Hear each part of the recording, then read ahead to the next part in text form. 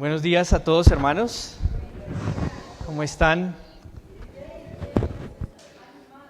¿Animados? Sí, después de esa competencia. Bueno, entonces vamos a hacer ahora concurso de romanos. A ver si siguen animados. No, mentira. Molestando. Muy bien. Vamos a continuar en nuestro estudio, hermano, en Romanos capítulo 4. Muy bien. Romanos capítulo 4.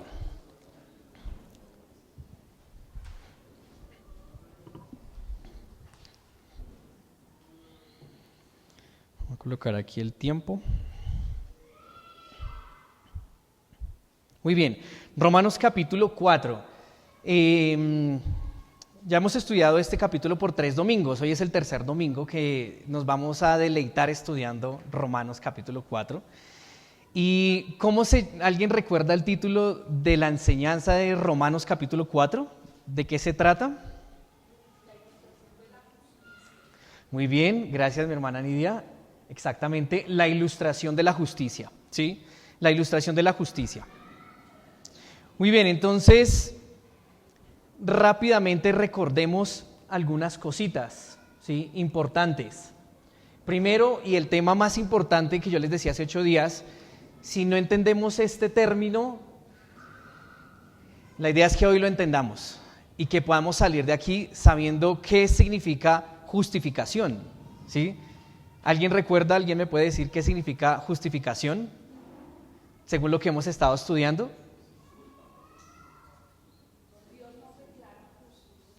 Dios nos declara justos, ¿sí? Dios nos declara sin culpa. Dios nos declara sin pecado, lo cual es una aseveración demasiado grande. Que alguien sea declarado sin pecado no es cualquier cosa, ¿sí? Y especialmente cuando venimos de Romanos, los primeros 3 capítulos de Romanos, donde dice la Biblia, no hay justo ni aún uno, ¿sí? Todos desde que nacemos con esa tendencia al mal y pecamos, ¿sí?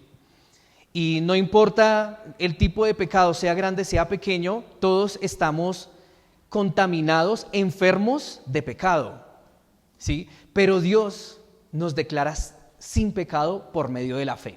Es lo que hemos estado aprendiendo. Varias cosas que veíamos es que la justificación primero, esa justificación que Dios da, no es por obras. ¿Por qué no es por obras? Para que nadie se gloríe, ¿cierto? Efesios 2, 8 y 9, porque por gracia salvos por medio de la fe, y esto de nosotros, pues es don de Dios, no por obras para que nadie se gloríe. Estamos recordando. ¿Por qué tampoco es por obras? Porque dice la Biblia, por cuanto todos pecaron están destituidos de la gloria de Dios. La palabra destituidos quiere decir que no alcanzó el hombre a los estándares de Dios, ¿sí? A su gloria, no la alcanzó. ¿Por qué? Porque sus obras están plagadas de pecado, básicamente, ¿sí? Están llenas de pecado, por lo tanto no alcanza a los estándares de Dios y no es por obras para que sea por gracia, también veíamos, ¿sí? ¿Qué quiere decir que es por gracia? Que debe ser un regalo de parte de Dios. La salvación tiene que ser un regalo, tiene que ser un don de Dios, porque si no, no seríamos salvos, porque nuestras obras nunca alcanzan a cumplir los estándares de Dios, ¿sí? Tampoco es por ritos, ¿sí?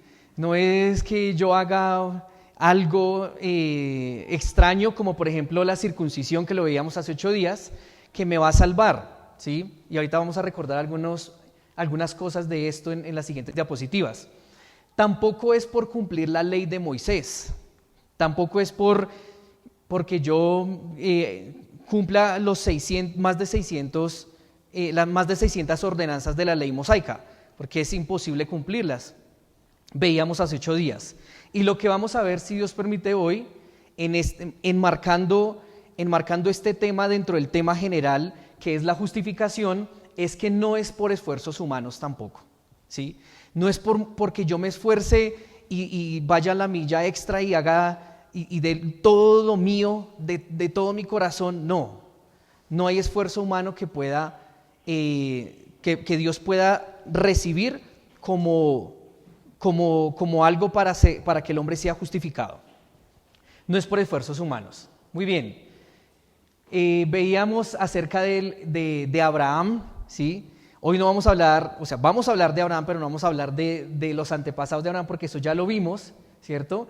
Y si no lo tiene muy presente, lo invito a que vean YouTube las grabaciones, que escuchen YouTube las grabaciones de las enseñanzas. Veíamos acerca de los descendientes de Noé, de allí viene Abraham, de cómo Abraham, bueno, digamos de Sem, de Cam y Jafet se pobló toda la tierra, de dónde venía Abraham y a dónde se dirigió. Y hace 8 días veíamos esta porción de la línea de tiempo de la vida de Abraham. ¿Con qué objetivo? Para que pudiéramos ver por medio de esta ilustración que la salvación no es por la circuncisión, no es por ningún tipo de rito. La justificación, el que Dios declare un hombre sin pecado, que es un acto de misericordia y de gracia, no es por un acto externo como la circuncisión. Y Pablo va a defender su tesis de la justificación por la fe utilizando a Abraham como ejemplo. Y utiliza a Abraham como ejemplo diciendo lo siguiente, que Abraham sale de Ur de los Caldeos cuando tenía 75 años, en Génesis 12. En Génesis 15 es cuando Dios da su primera declaración de Abraham de que Abraham fue justificado por la fe. Dice Abraham, y le creyó a Dios y fue justificado por la fe. Después de esto pasan muchos años, menos de 10 años por lo menos, o alrededor de 10 años, nace Ismael.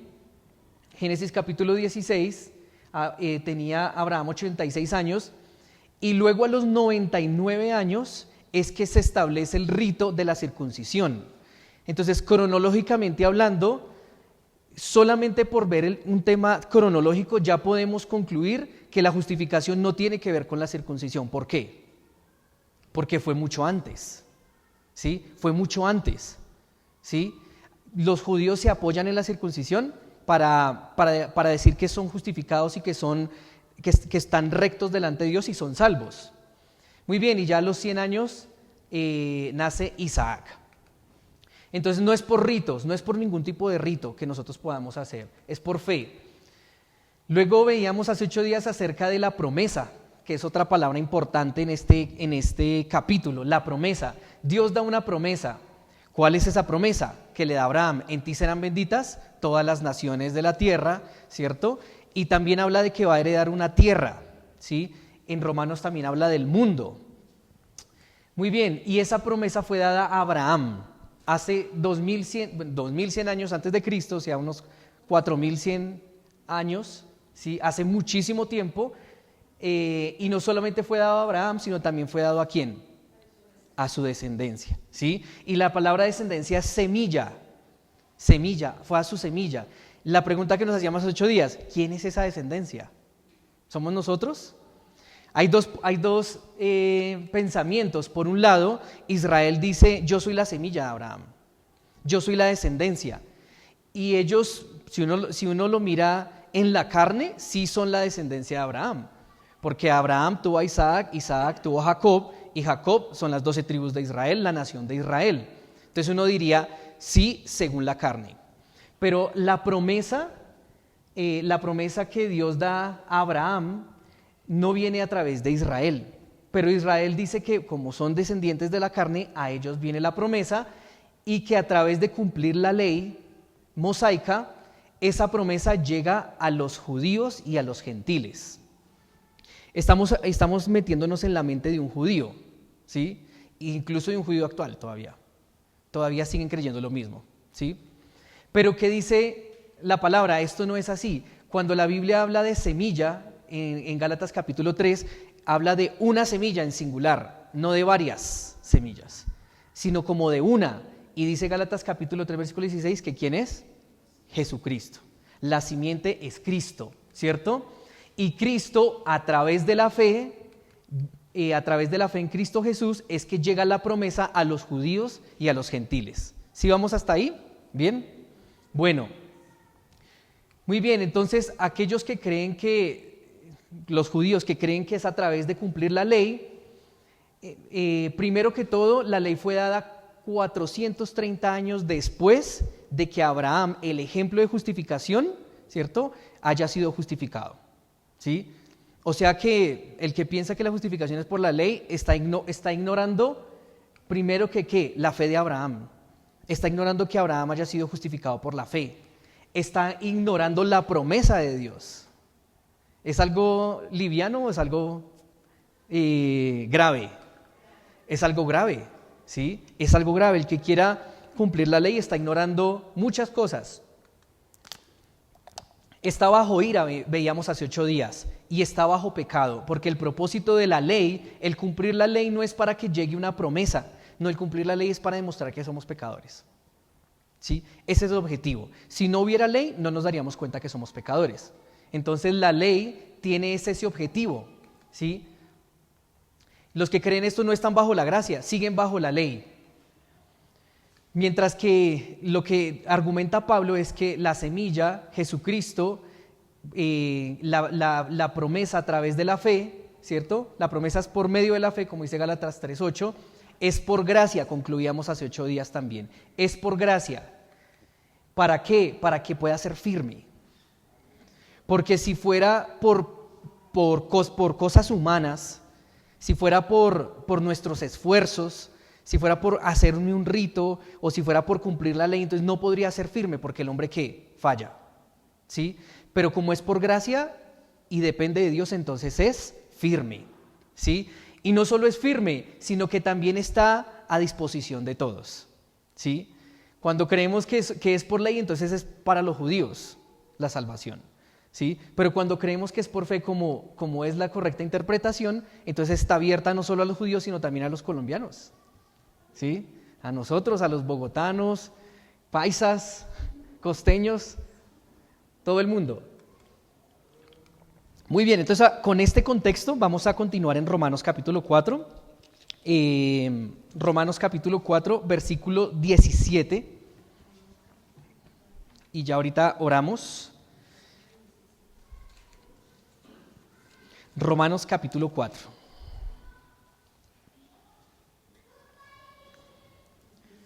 Versículo 17. Nos vamos a poner de pie todos, hermanos, y vamos a leerlo al unísono. Romanos capítulo 4, versículos 17 al 25. Y con eso terminamos esta exposición del capítulo 4. Vamos a leerlo al unísono en la cuenta de 3. 2, 3. Como está escrito, te he puesto por padre de muchas gentes, delante de Dios, a quien creyó, el cual da vida a los muertos y llama las cosas que no son como si fuesen. Él creyó en esperanza contra esperanza para llegar a ser padre de muchas gentes, conforme a lo que se le había dicho, así será tu descendencia. Y no se debilitó en la fe al considerar su cuerpo, que estaba como muerto, siendo de casi 100 años, o la esterilidad de la matriz de Sara. Tampoco dudó por incredulidad de la promesa de Dios, sino que se fortaleció en fe, dando gloria a Dios, plenamente convencido de que era también poderoso para hacer todo lo que había prometido, por lo cual también su fe le fue contada por justicia. Y no solamente con respecto a él se escribió que le fue contada, sino también con respecto a nosotros, a quienes ha de ser contada. Esto es, a los que creemos en el que le levantó de los muertos a Jesús, Señor nuestro, el cual fue entregado por nuestras transgresiones y resucitado para nuestra justificación. Vamos a orar. Señor, en esta mañana te agradecemos, Dios, por tu preciosa palabra, Dios, como aprendíamos también en esta mañana. Y gracias, Señor, porque en ella encontramos mucha riqueza, en ella encontramos un tesoro, Señor, un tesoro más grande que el tesoro que podamos hacer en este mundo, Señor. Te pedimos, Señor, en esta mañana que nos permitas, Señor, entender, que nos ilumines a través de tu Santo Espíritu para poder saborear, probar, disfrutar, Señor, arraigar, Señor, tus verdades que trascienden nuestro entendimiento y lo limitado de nuestro cerebro, Señor, y que necesitamos de fe, Señor, y de tu Espíritu, Señor, para poder entenderlas y ponerlas en nuestro corazón. Ayúdame, Señor, para que pueda ser claro, Señor, para que pueda expresar, Señor, tus pensamientos con humildad, con sencillez, pero también con profundidad, para que mis hermanos, Señor, puedan abrir los ojos de su entendimiento, abrir su corazón y recibir tu palabra, Señor, con mansedumbre. Te glorificamos y te alabamos, Señor, y dejamos este tiempo en tus manos, en Cristo Jesús. Amén. Bien, pueden tomar asiento, hermanos.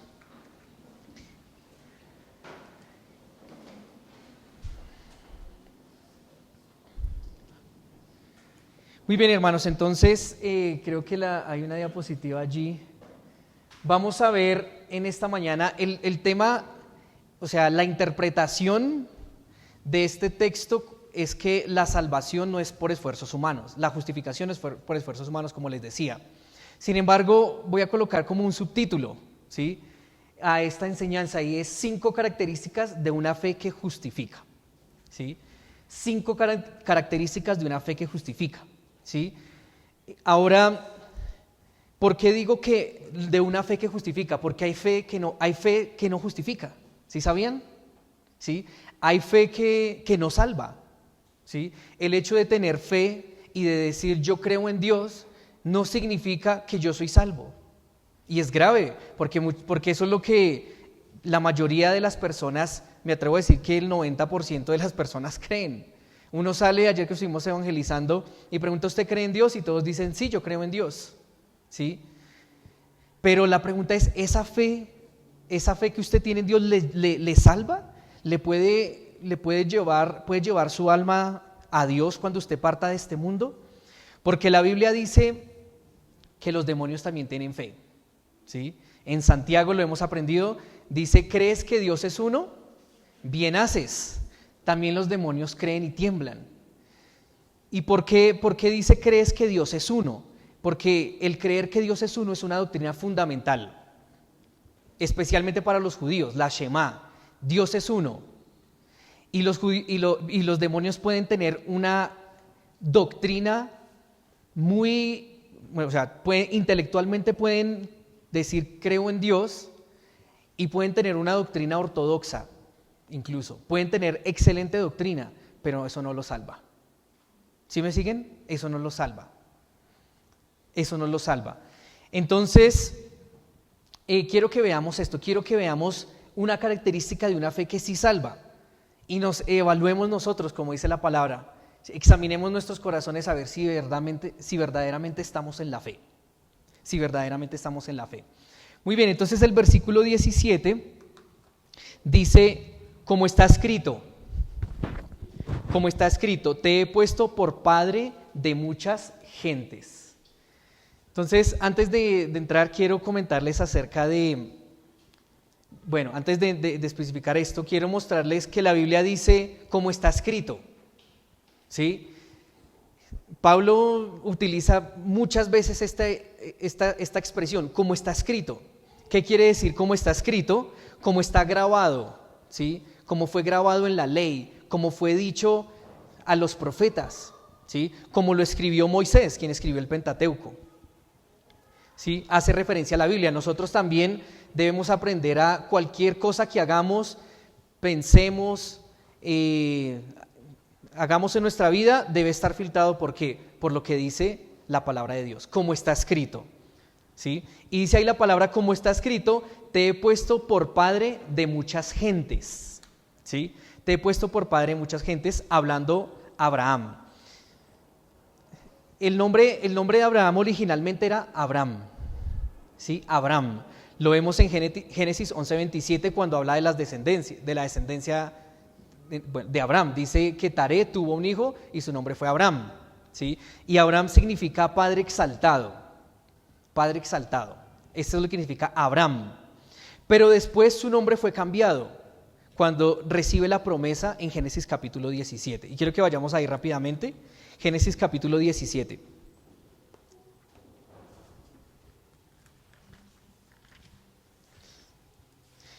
Génesis capítulo 17, versículo 5.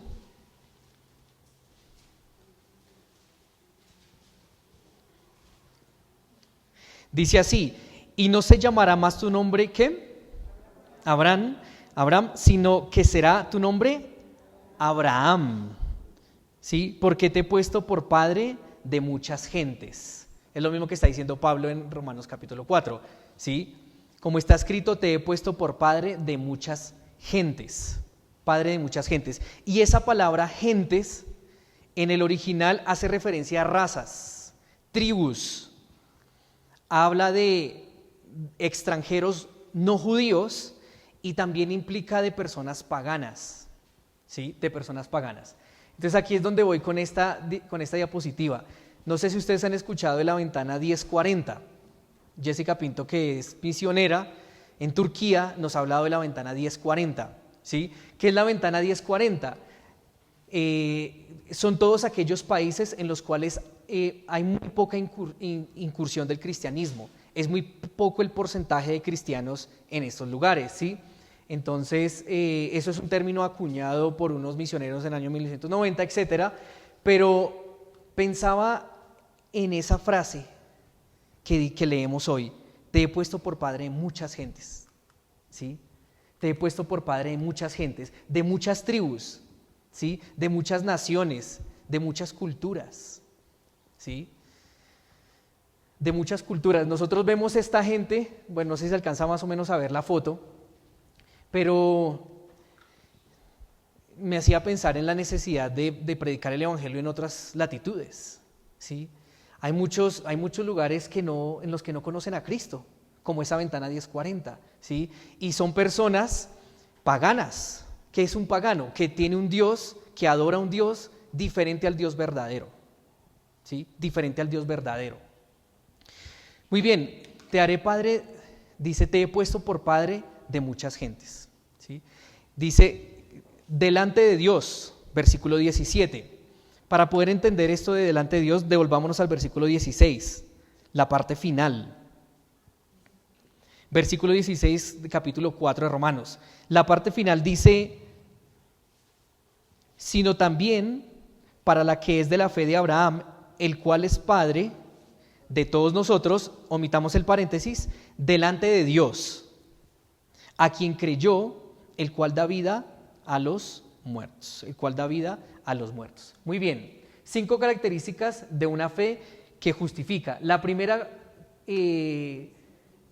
característica es que es una fe a pesar de las circunstancias, ¿sí? Una fe a pesar de las circunstancias. Y aquí vemos en este versículo una palabra que a nosotros no nos gusta mucho, pero que es muy importante para entender este capítulo. Dice, delante de Dios, a quien creyó, el cual da vida, ¿qué? A los muertos, ¿sí? A nadie le gusta hablar de muertos, ¿no? Ni de muerte. Pensar en un funeral es incómodo, ¿sí? Pero la palabra muerte delante de Dios tiene un significado muy especial, muy especial. Y vamos a verlo a través de este capítulo. Vamos a verlo a través de este capítulo. Lo primero es que para los judíos, todas estas gentes, estas razas, eran hombres muertos, ¿sí? Eran hombres muertos, eran hombres condenados, paganos, condenados, muertos, alejados de Dios. Y los judíos dicen, ¿cómo es posible que Abraham pueda darle vida a estos paganos? ¿Cómo es posible que, o sea, llevémoslo a nuestro contexto, ¿cómo es posible, los judíos dirían, cómo es posible que Dios le dé vida a los colombianos? Si tienen sus dioses, sus vírgenes, todo ese paganismo, podríamos llamarlo así, ¿cómo es posible que Dios le pueda dar salvación a los colombianos? ¿Sí? Los judíos lo decían de los samaritanos, lo decían de todas las naciones que estaban a su alrededor. ¿Cómo es posible que Dios pueda dar vida a estas naciones que ya están muertas? Que ya están muertas. ¿Sí? Y la muerte que habla aquí la palabra está haciendo referencia a una muerte espiritual, ¿sí? No a una muerte física, sino está haciendo referencia a una muerte espiritual. A una muerte espiritual habla de una separación espiritual, ¿sí? Los paganos, los que no estamos en Dios, los que no están en Dios, están muertos espiritualmente, están alejados de Dios. Están alejados de Dios. Muy bien. Continúa diciendo la palabra, delante de Dios a quien creyó, el cual da vida a los muertos y llama las cosas que no son como si fuesen. Y resaltemos esa parte en la Biblia, una frase espectacular. Dios llama a las cosas que no son como si fuesen, ¿sí? La palabra de Dios para todos lo traduce de esta manera, porque Dios puede dar vida a los muertos y crear algo de la nada. Dios puede crear algo de la nada, ¿sí? ¿Recuerdan cuando veíamos en capítulo 1 acerca de la creación? Veíamos acerca de la creación y yo hablaba acerca de cómo los científicos hoy en día quieren encontrar esa partícula que inició todo. Toda la teoría del Big Bang y demás está basada en supuestos de que hay una partícula que todo lo inició y tratan de encontrar esa partícula, pero no la han encontrado, ¿sí? Ni la encontrarán fuera de Dios. Entonces ellos se preguntan, ¿qué fue lo que inició todo? ¿Cómo fue que todo empezó? ¿Cómo que de la nada hubo una explosión que generó un universo, planetas, estrellas, etcétera? Sí. Pues aquí la Biblia dice que Dios es el que hace las cosas de la nada. Él es el principio, ¿sí? Él es el inicio que los científicos no pueden entender, que no pueden encontrar. Dios puede crear cosas de la nada. En Isaías capítulo 48 da una referencia a esa creación del mundo. Isaías 48, 13.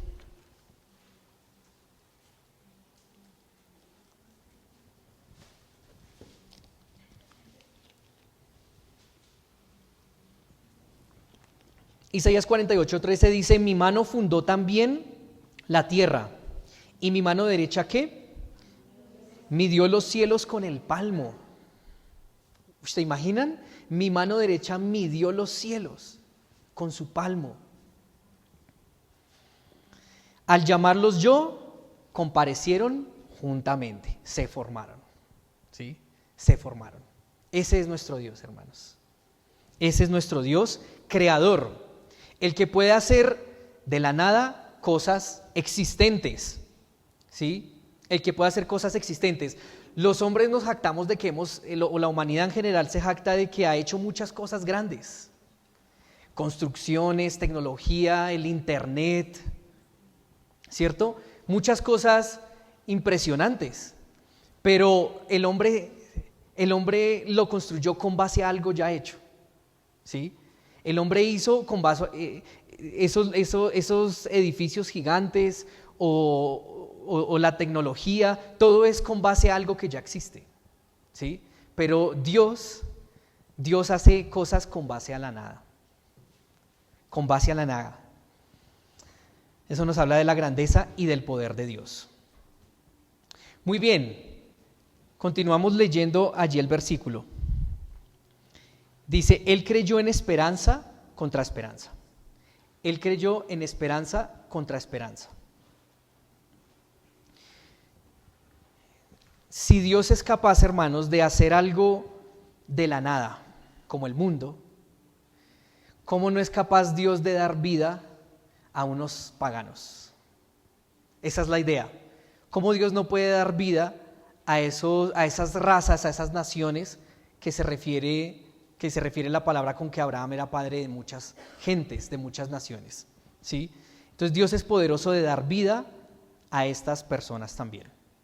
Muy bien, el versículo 18: él creyó en esperanza contra esperanza para ser padre de muchas gentes, conforme a lo que se le había dicho: así será tu descendencia. Y no se debilitó en la fe al considerar su cuerpo, que estaba ya como muerto, siendo de casi 100 años, o la esterilidad de la matriz de Sara.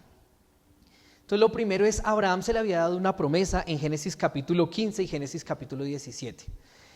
Le dice Dios a Abraham: si tú puedes contar las estrellas, así va a ser tu descendencia. Si tú puedes contar la arena del mar, así va a ser tu descendencia.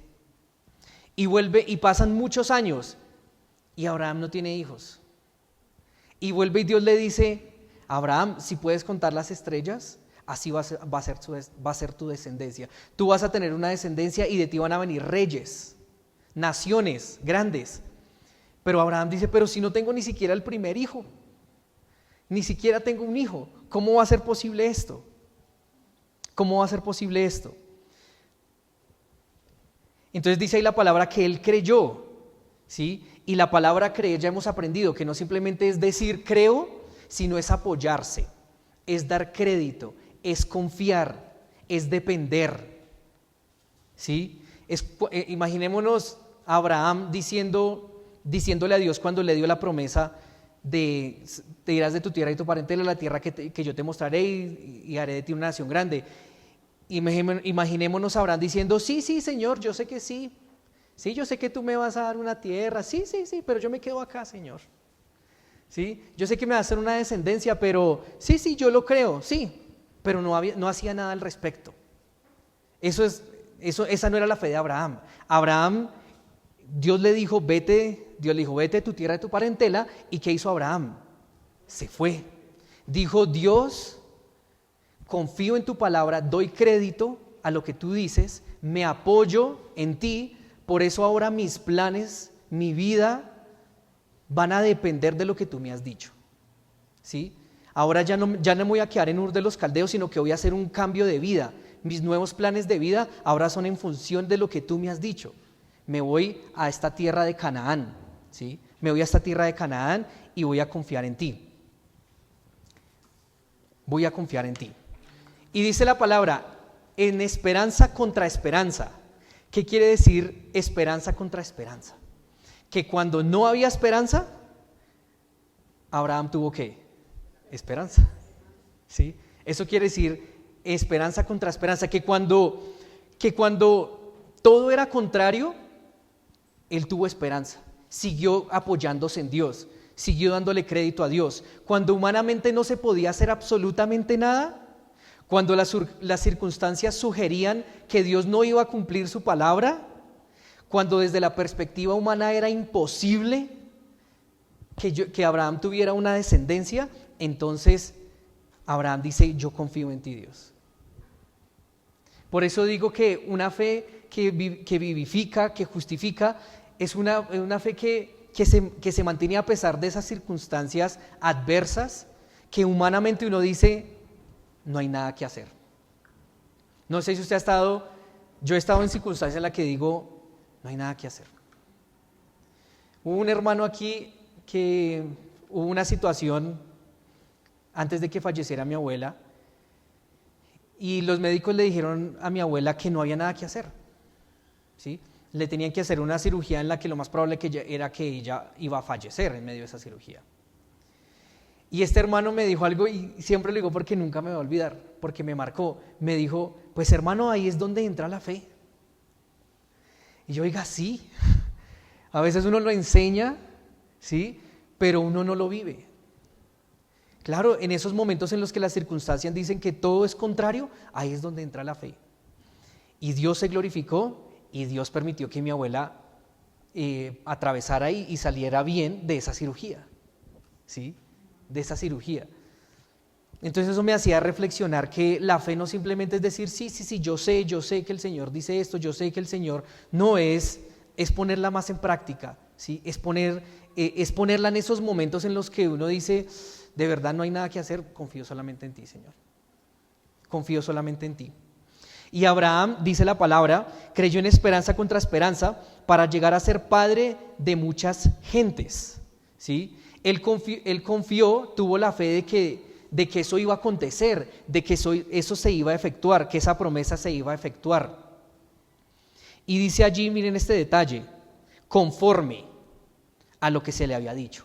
Cuando dice conforme es tal cual como Dios se lo había dicho. A la letra, ¿sí? Bien ceñido tal cual como Dios se lo había dicho, que en él tendría una descendencia, ¿sí? Una semilla en la cual serían benditas todas las naciones. Muy bien, segunda característica de una fe que vivifica, es una fe que no niega la realidad, pero que sí mira más allá a Dios y a su palabra, ¿sí? A veces, tal vez pensamos que la fe es ciega e ignoramos las situaciones que son reales en nuestra vida, ¿sí? Nosotros no podemos decir, sí, Dios, yo sé que esto es así y declaro que ya soy sano y declaro que yo ya soy rico y declaro que ya soy casado y una cantidad de cosas ahí. No, hermanos, o sea, como dicen, uno debe ser realista. O sea, las situaciones que Dios nos pone, nosotros debemos aceptarlas, las situaciones que nos rodean, ¿sí? No negar esa realidad, no ignorarla.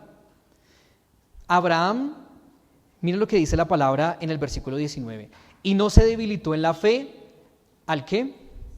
Al considerar su cuerpo. Abraham consideró su cuerpo. Cuando dice ahí considerar, habla de mirar, pero con intensidad, ¿sí? Habla de mirar completamente. Él miró su cuerpo, ¿y qué se dio cuenta? Que era un viejo. Se dio cuenta que era viejo. Él no negó que era un viejo. Él dijo, no, yo soy joven. ¿Sí? En el nombre de Jesús soy joven. No, o sea, soy viejo. Soy viejo, estoy casi de 100 años. Estoy casi de 100 años. No estoy en edad de tener hijos. ¿Sí? No estoy en edad de tener hijos. Él consideró su cuerpo, pero no solamente consideró su cuerpo. ¿De quién más consideró el cuerpo? De su esposa, ¿cierto? Dice, o la esterilidad de la matriz de Sara. Ahí cuando dice o, la esterilidad no es o, es y. Abraham consideró su cuerpo casi como muerto y también consideró el cuerpo de su esposa, de la esterilidad de su matriz, que en el original es que su matriz estaba muerta. ¿Sí ven que estamos hablando mucho de la palabra muerto? ¿Sí? Su matriz estaba muerta. Y él consideró eso, él se dio cuenta que eso era una realidad. Él se dio cuenta que eso era una realidad. ¿Y cuál fue la reacción de Abraham? ¿Sí? ¿Cuál fue la reacción de Abraham? Con todo el respeto, voy a dar un ejemplo.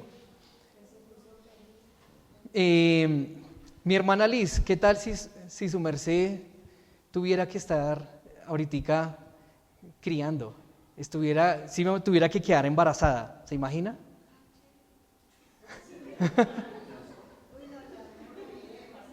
¿Se imagina al hermano Carlos cambiando pañales nuevamente?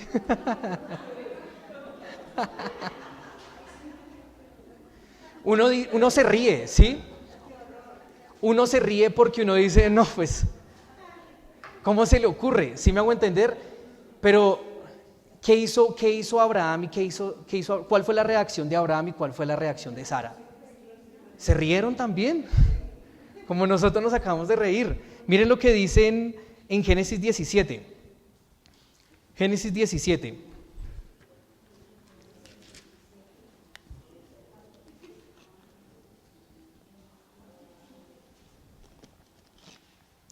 Génesis 17, 17 y 18. Dice, entonces Abraham se postró sobre su rostro y ¿qué? ¿Se rió? Y dijo en su corazón, ¿a hombre de 100 años ha de nacer hijo? ¿Y Sara ya de 90 años ha de concebir? ¿Ha de concebir? Y esa fue la reacción de Abraham. Y la reacción de Sara está en el siguiente capítulo, en el capítulo 18. En el versículo 12. Dice que se rió pues Sara entre sí diciendo, después que he envejecido, ¿tendré deleite siendo también mi señor ya viejo? ¿Sí? Entonces ellos se rieron porque ellos reconocieron su realidad. ¿Sí? Ellos reconocieron su realidad. Ahora la fe no niega la realidad, pero sí va más allá y mira a Dios y a su palabra y a sus promesas. Mira más allá a Dios, a su palabra y a sus promesas. Exactamente. Sara no solamente tenía su matriz muerta, sino que obviamente nunca había tenido hijos. Obviamente, entonces era aún más difícil de creer. Era aún no solamente la vejez, sino que nunca había tenido hijos. Dice su matriz estaba como muerta. Muy bien, sigamos. Vamos a seguir leyendo ahí mismo en el capítulo 18. Vamos a seguir leyendo en el capítulo 18. de Génesis.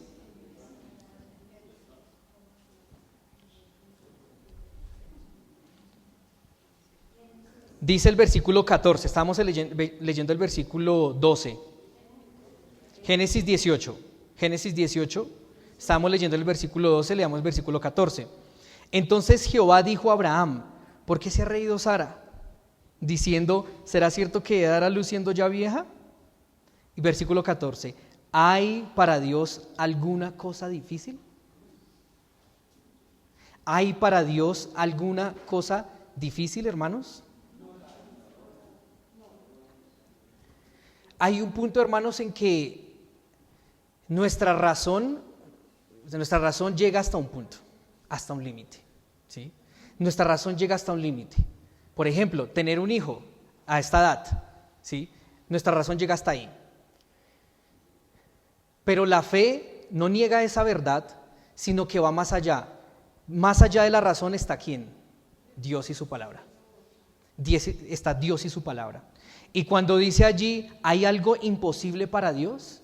Lo que está tratando de decir, está haciendo énfasis en el poder de Dios y está diciendo que no hay nada que pueda detener a Dios. No hay nada más fuerte que pueda hacerle contra a Dios. No hay nada más grande que nuestro Dios.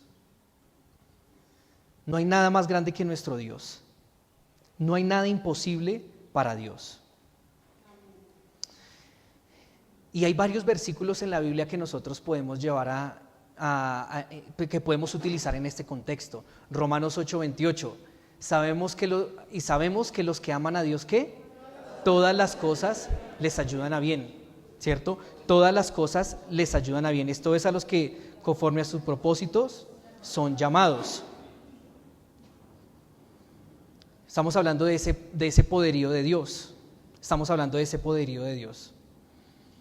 Dice el versículo 19 que estamos leyendo: y no se debilitó en la fe al considerar su cuerpo. No quiero pasar por alto esta palabra debilitó. No se debilitó. En el original es no se enfermó. No se enfermó, no decayeron sus fuerzas. No decayeron sus fuerzas. No decayeron sus fuerzas, no se debilitó. ¿A veces nuestra fe se puede debilitar? Claro que sí. Nuestra fe puede pasar como una montaña rusa, ¿no? Subidas y bajadas, ¿cierto?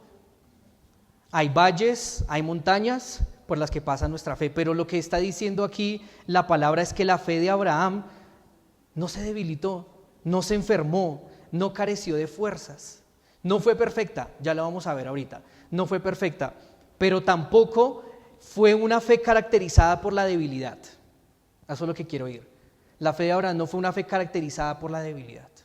No fue perfecta, pero no fue caracterizada por esa debilidad. A veces nuestra fe se debilita, pero la Biblia dice, y sabemos además que los que aman a Dios, todas las cosas les ayudan a bien. La Biblia dice en Romanos 28:20, cuando habla de la gran comisión: he aquí yo estaré, ¿qué? Con vosotros todos los días hasta el fin del mundo. Dios es poderoso para cumplir esa palabra. Si confesamos nuestros pecados, Él es fiel y justo para perdonar nuestros pecados y limpiarnos de toda maldad. Porque incluso a veces llegan momentos en que nuestra fe se debilita tanto por nuestras condiciones en las que estamos, que olvidamos que Dios está más allá de esas condiciones y que Dios sí puede perdonar nuestros pecados, que está con nosotros y que todo obra para bien. Vamos a continuar avanzando en la característica número 3. Una fe que vivifica o que justifica es una fe que glorifica a Dios. Es una fe que glorifica a Dios. Versículo 20.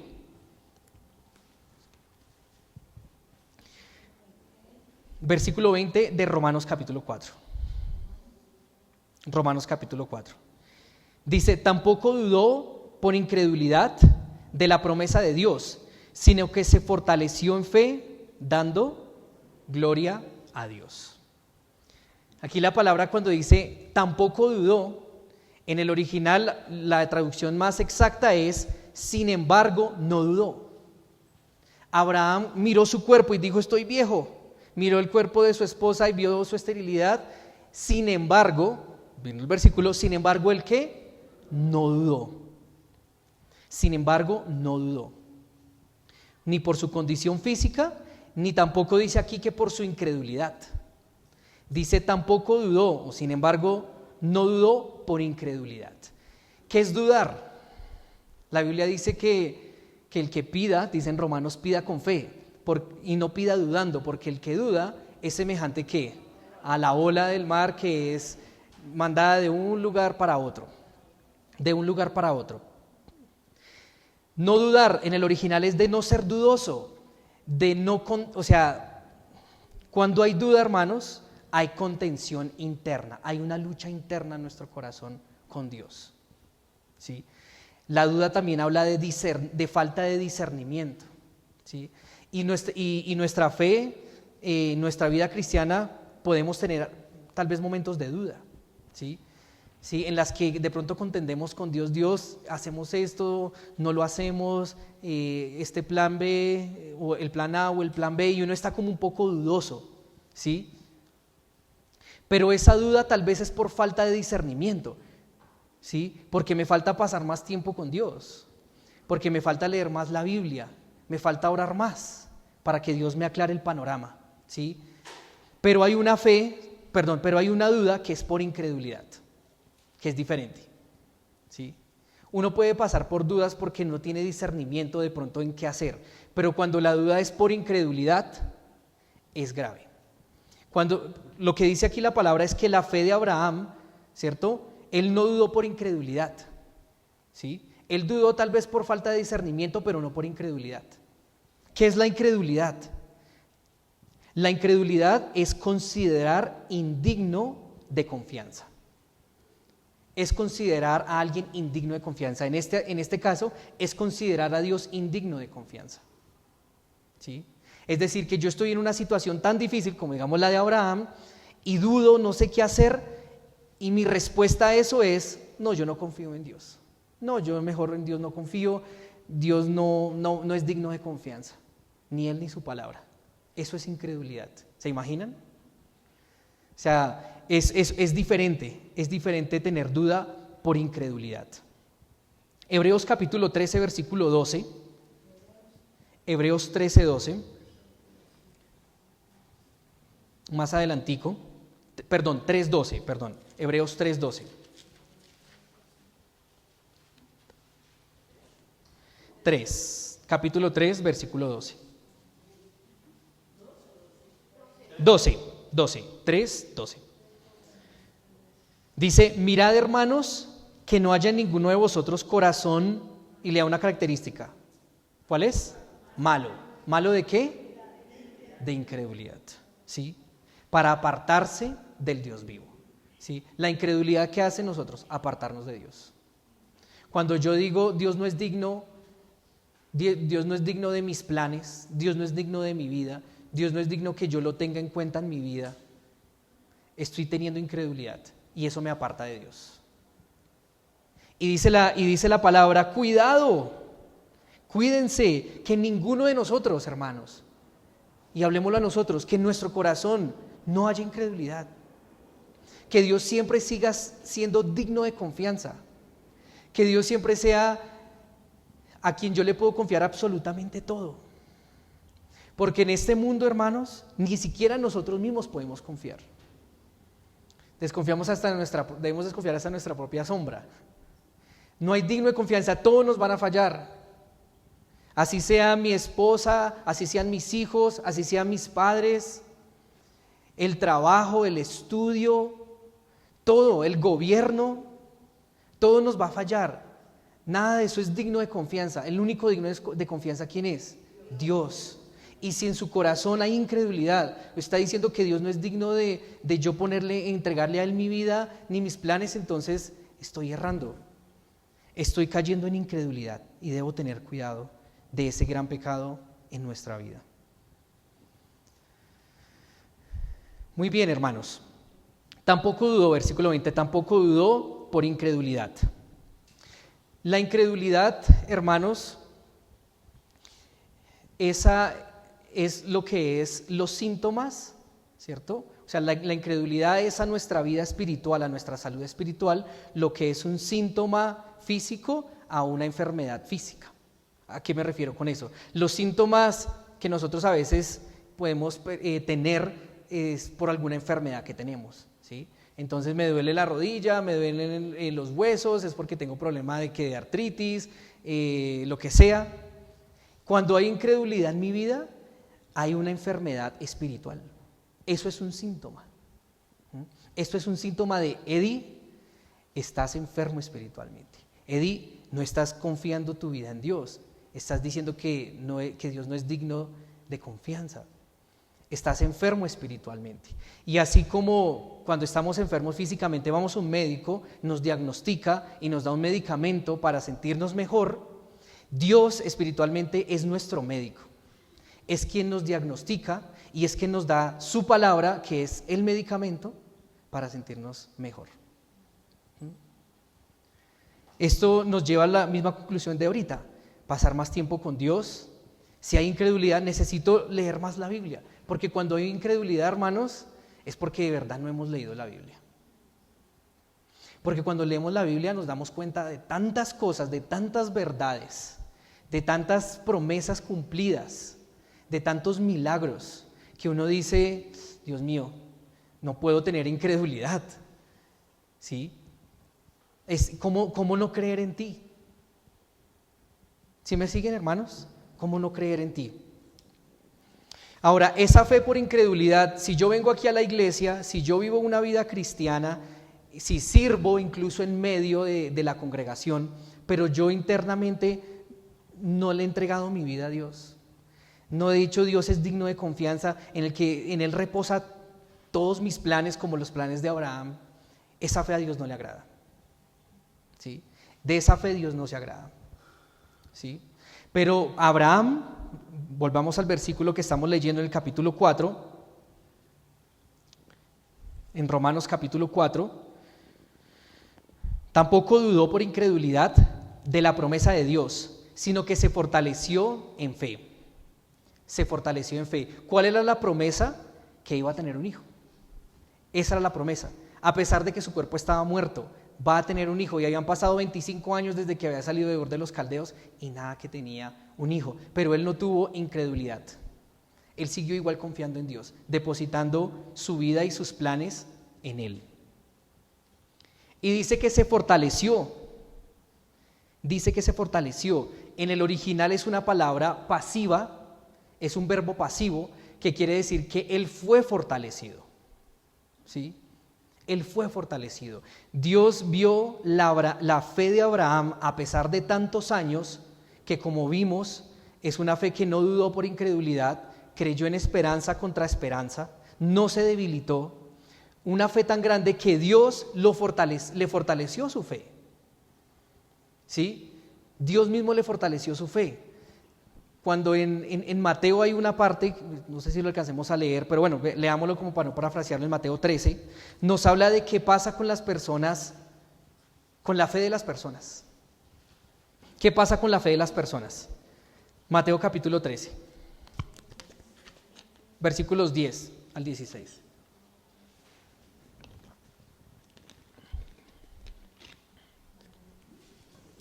Mateo capítulo 13, versículos 10 al 16. Cristo les hablando a sus discípulos y los discípulos le hacen una pregunta interesante. Le dice, entonces acercándose los discípulos le dijeron, ¿por qué hablas qué?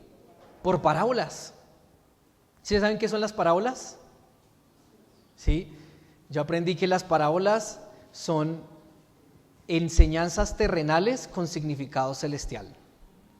Enseñanzas terrenales con significado celestial. ¿Y por qué Cristo les hablaba en parábolas? ¿Qué responde Jesús? Dice, porque a vosotros os es dado saber los misterios del reino de los cielos, mas a ellos no les es dado, porque a cualquiera que tiene se le dará y tendrá más, pero al que no tiene, aún lo que tiene, ¿qué? Le será quitado. Pareciera injusto, ¿no? El que no tiene, se le quita, ¿cierto? Y el que más tiene, se le da más. Eso no es ninguna ley económica ni nada de eso que la palabra está hablando de la fe, ¿sí? A los que se les presenta la palabra de Dios y no creen porque tienen un corazón incrédulo, esa poquita fe que tiene, ¿qué pasa? Dice la palabra en la parábola del sembrador, esa pequeña semilla se la lleva Satanás, ¿sí? Esa poquita fe que tenía se le quita. ¿Por qué? Porque tiene un corazón incrédulo. Y lo poquito que tiene, como sigue insistiendo en su incredulidad, esa fe se le quita. Pero el que tiene fe y persevera en esa fe y se mantiene como Abraham, no duda de Dios, no se debilita, cree en esperanza cuando no hay esperanza, Dios le fortalece aún más, le da más fe, lo fortalece más a esa persona. ¿Sí me siguen? Lo fortalece aún más. Eso es lo que dice ahí la palabra. Abraham fue fortalecido. Y ese tipo de fe es la fe que glorifica a Dios. Dice la palabra. Tampoco dudó por incredulidad de la promesa de Dios, sino que se fortaleció. Fue fortalecido en la fe, dando gloria a Dios. Esa es la fe que glorifica a Dios, hermanos. Por más duras que sean las circunstancias, hermanos, nosotros no podemos dudar de nuestro Dios. Y Dios nos fortalece nuestra fe. Dios nos fortalece nuestra fe. Muy bien, siguiente punto dice, cuarta característica de una fe que justifica, una fe que descansa en el poder de Dios. Una fe que descansa en el poder de Dios. En el versículo 21 dice, plenamente convencido de que era también poderoso para hacer todo lo que había prometido. Y la palabra aquí, plenamente convencido, es una sola palabra en el griego, ¿sí? Que es pleroforeo. Plero es repleto, ¿sí? Y foreo habla de evidencia o de llevar algo, A lo que hace referencia plenamente convencido es que Abraham estaba completamente seguro, persuadido por entero, ¿sí? En medio de esas circunstancias él estaba repleto de confianza en Dios, repleto de convicción. Por eso la fe de Abraham es una fe ejemplar, porque cuando vienen los momentos difíciles en los que las circunstancias que nos rodean pareciera que son contrarias a nosotros no estamos repletos de fe, estamos repletos ¿de qué? De temor, de incertidumbre, de desconfianza. Pero él dice que estuvo repleto de esa confianza de Dios, ¿sí? Convencido de que Dios es ¿qué? Poderoso. Habla de la capacidad, de la fuerza de Dios, de que no hay posibilidad de que algo pueda detener a Dios. No hay posibilidad de que algo pueda detener a Dios. La pregunta que nos hacemos es si nosotros hoy estamos repletos de esa convicción de Dios y de su poder. ¿Está usted convencido, seguro de que Dios es todopoderoso? Respóndale en su corazón. ¿Estamos convencidos de eso? De que Dios es poderoso, dice la palabra en el versículo 21, para hacer todo lo que había prometido, todo lo que Dios había anunciado, todo lo que Dios había profesado, todo lo que Dios le había afirmado a Abraham. Ahora, si usted respondió a la pregunta que le acabo de hacer, de que esté convencido de que Dios es todopoderoso y que cumple su palabra, entonces tiene todo el sentido de que podamos depositar nuestra vida en Dios. Entonces, si usted de verdad cree eso de todo corazón, si usted y yo lo creemos hoy, entonces tiene todo el sentido de que podamos entregarle nuestros planes, nuestros pensamientos, todo nuestro ser, todo lo que tenemos a Dios. Entonces tiene todo el sentido, hermanos. Pero si usted no respondió afirmativamente a esa pregunta, está dudando de la veracidad de Dios y de la integridad de Dios. De que Dios es veraz y de su integridad para cumplir lo que dice. Es una fe que descansa en el poder de Dios. Descansa en el poder de Dios. Y la última, para ir terminando, una fe que vivifica, ¿sí? Estamos viendo ejemplos de una fe que justifica. Es una fe que cree que Dios da vida a los muertos, ¿sí? Como veíamos al principio, esas razas, esas naciones, Dios les puede dar vida. Ese cuerpo muerto de Abraham, esa esterilidad de Sara, esa matriz muerta, Dios le puede dar ¿qué? Vida. Dios le puede dar vida. Eso es lo que, Dios quiere que nosotros creamos que Él puede dar vida. Dice el versículo 22, por lo cual también su fe le fue contada por justicia. Esta es una fe que justifica, una fe que cree que Dios puede dar vida, ¿sí? No es la fe de los demonios, que saben que Dios es uno y que creen que existe. No, es una fe que personalmente se afirma a sí mismo, Dios puede dar vida. Dios puede dar vida. Y eso fue lo que fue con esa fe que tuvo Abraham, le fue contada por justicia, ¿sí? Le fue acreditada a Abraham la justicia de Dios por tener ese tipo de fe. Versículo 23, miren lo que dice, ya va a empezar a hablar de nosotros. Y no solamente con respecto a él, es decir, ¿a quién? Abraham, se escribió que le fue contada, sino también con respecto a quién? A nosotros. También fue escrita con respecto a nosotros, a quienes ha de ser contada. No fue meramente Abraham la justificación por medio de la fe, también fue a nosotros. ¿Por qué? Porque Dios es inmutable. ¿Qué quiere decir? Que Dios no cambia en los tiempos, Dios no es inconsistente. Dios no dice que antes yo lo salvaba por la fe y después por la circuncisión y después por las obras y después por la ley. No, Dios Dios es inmutable, no es inconsistente. Desde hace muchos años, como yo les decía, Abraham estuvo hace más de 4,000 años y fue justificado ¿cómo? Por la fe. Y Dios hoy en día, año 2024, sigue justificando ¿por qué? Por la fe. No por obras, no por ritos, no por ley, por la fe.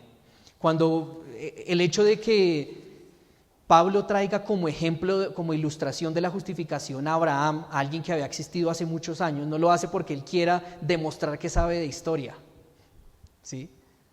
O tampoco no es que quiera perpetuar la presencia de Abraham, no, él lo hace es porque Abraham, que es pasado, ¿sí? Es un ejemplo para el presente, ¿sí? Porque esa fe que justificó a Abraham en el pasado, esa misma fe es la que justifica en el presente al cristiano, ¿sí? Al creyente. Sigamos leyendo, dice el versículo 24, sino que también con respecto a nosotros, a quienes ha de ser contada, esto es, a los que creemos en el que ¿qué? En el que levantó de los muertos a Jesús, Señor nuestro. Claro.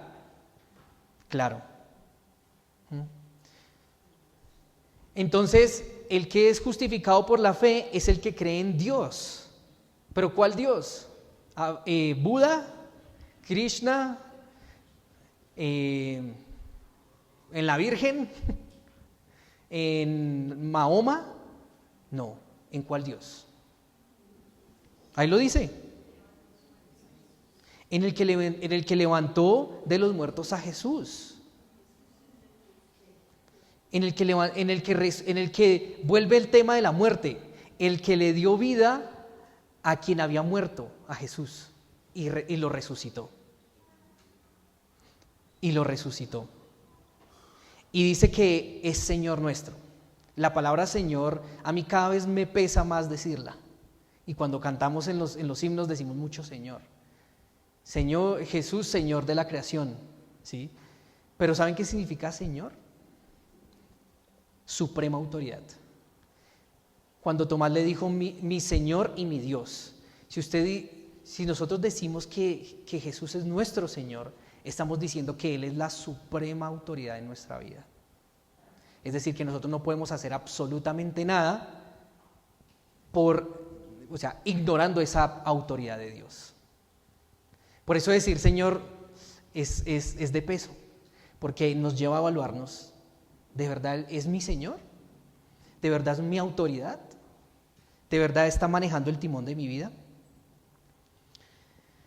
Muy bien, le levantó de los muertos. Cristo es otro ejemplo de que Dios da vida a los muertos. ¿Sí? Cristo es otro ejemplo de que Dios da vida a los muertos. Y terminamos con el versículo 25, el cual fue entregado por nuestras transgresiones y resucitado para nuestra justificación. El cual fue entregado a causa de nuestro pecado y fue resucitado a causa de nuestra justificación. Esta es la traducción más precisa, ¿sí? Cristo fue a la cruz y murió y fue entregado. La palabra entregado es que Él se rindió, Él cedió, ¿sí? Habla también de ser traicionado, Él fue traicionado. Y todo lo hizo, ¿qué? A causa de nuestro pecado. Todo lo hizo a causa de nuestro pecado. Isaías 53, Él fue herido por nuestras transgresiones, molido por nuestros pecados, el castigo de nuestra paz fue sobre Él, y por su llaga fuimos nosotros curados. ¿Sí? Si Él fue a la cruz, fue por causa de nosotros. Fue por causa de nosotros. ¿Por causa de qué? De nuestras transgresiones, es decir, de nuestro desliz, porque en nuestra vida tenemos muchos deslices, mucho desliz, muchos errores, muchos pasos en falso, ¿sí?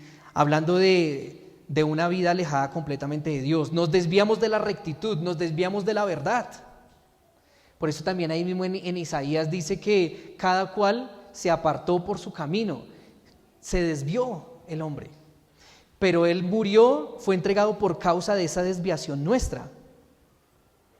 Y dice el versículo, resucitado para nuestra justificación, es resucitado también a causa de nuestra justificación. Cuando Cristo resucita, quiere decir que el Padre acepta la ofrenda de Cristo por la humanidad. La resurrección de Cristo fue también a causa de nosotros, para que nosotros pudiésemos ser justificados. La entrega de Dios, la entrega de Cristo no fue solamente por nuestras transgresiones, sino también para poder ser justificados delante de Dios. Muy bien, ya con eso terminamos el capítulo 4 y nos vamos con la siguiente pregunta. ¿Estamos vivos? Aquí estamos vivos, ¿no? Bueno, algunos que por ahí ya están como en otro planeta, no mentiras, pero la mayoría estamos aquí vivos. La pregunta es, ¿estamos vivos espiritualmente? ¿O estamos muertos? ¿O estamos muertos? Dios, como aprendíamos hoy, Dios da vida a los muertos. Y esa fe, que si creemos que Dios da vida a los muertos, ese es un tipo de fe que me va a justificar. Como veíamos, Dios dio vida a este cuerpo muerto de Abraham, a esa esterilidad de Sara. Dios dio vida a Cristo, que había muerto en la cruz. En Juan capítulo 10, último versículo.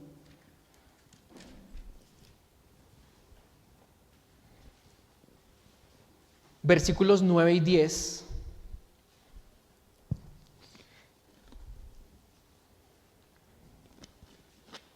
Dice, yo soy la puerta, el que por mí entrare será salvo, y entrará y saldrá y hallará pastos. El ladrón no viene sino para hurtar y matar y destruir.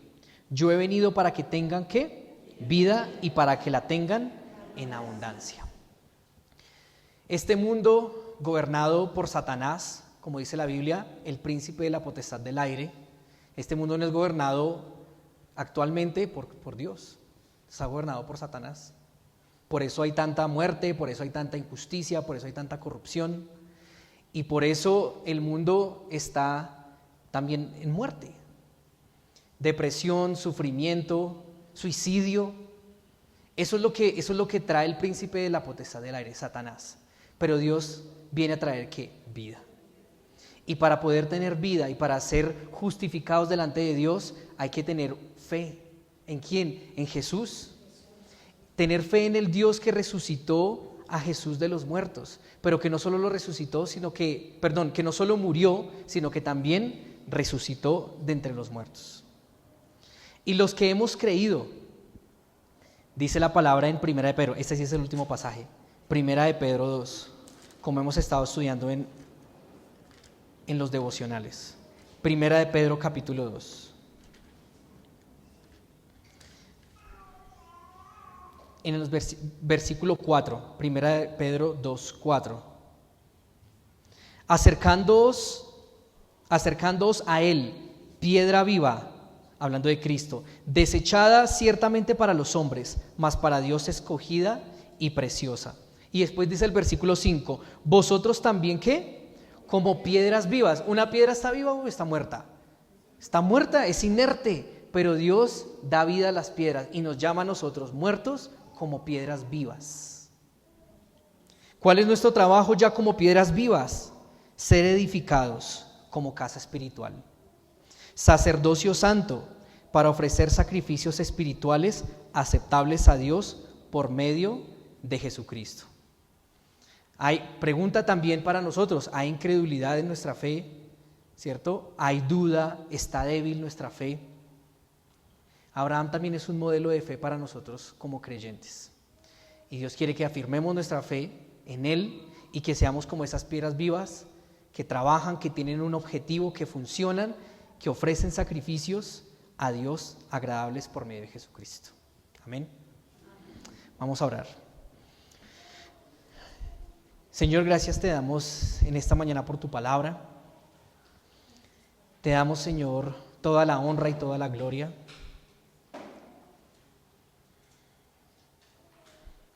Señor, tú eres digno de toda nuestra confianza. Ayuda, Señor, nuestra incredulidad a veces, Señor. Ayuda nuestra duda. Te pedimos, Señor, que podamos tener esa fe de Abraham. Que en medio de circunstancias completamente increíbles, incomprensibles, que desde nuestra perspectiva humana no hay nada que hacer, Señor, podamos, Señor, poner nuestra fe en ti. Podamos alimentar nuestra fe en ti, Dios, en tu poder, en tu palabra.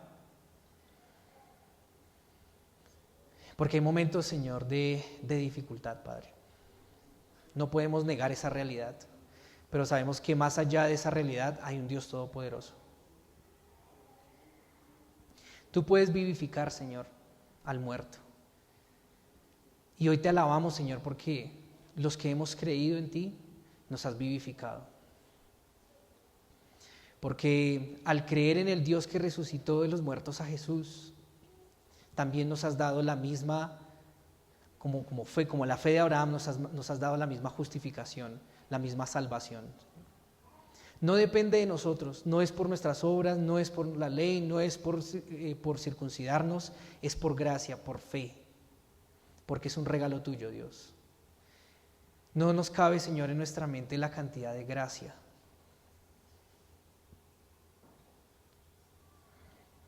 Ayúdanos, Señor, a vivir como esas piedras vivificadas, ya no muertas, sino vivificadas. Como sacerdocio santo, sirviéndote a ti, predicándote, confiando en ti, Señor. Y también pongo en tus manos, Señor, aquellas personas que tal vez no tenían una fe que vivifica, no una fe que justifica como la de Abraham, sino tal vez solo creían de palabra, pero hoy han escuchado que la fe es en Jesús, en su muerte y en su resurrección, pero que se traduce en depositar todos nuestros planes y todo nuestro ser a ti, Dios. Oro, Señor, por estas personas, Señor, para que tú les fortalezcas, Señor, en esa fe, que el diablo no se lleve esa poca fe, sino que tú les des más fe todavía, Señor, si ellos permiten seguir confiando en ti, Señor. Y que también les des salvación y que también los justifiques, que puedan estar delante tuyo sin pecado, sin culpa, bienaventurados, como también aprendíamos hace 8 días. Gracias por tu gracia, Señor. Gracias por tu gracia inmensa, la multiforme gracia de Dios. Te alabamos y te exaltamos, Señor, por siempre en Cristo Jesús. Amén.